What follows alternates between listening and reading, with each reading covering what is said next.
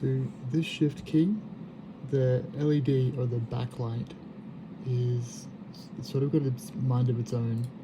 So this is with a solid color, and with breathing, you can see that it's operating normally, just like the other LEDs.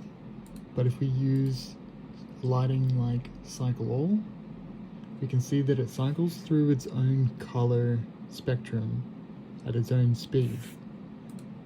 This happens with all of the other underglow effects.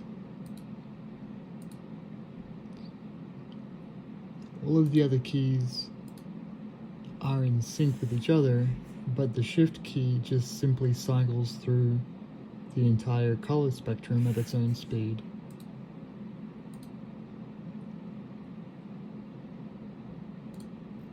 But again, if we use something like breathing, or if we use a solid color, it will operate normally.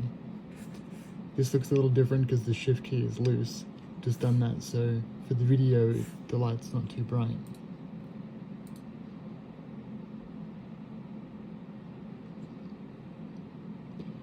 If you have any answers or any suggestions, it'd be highly appreciated. Thank you.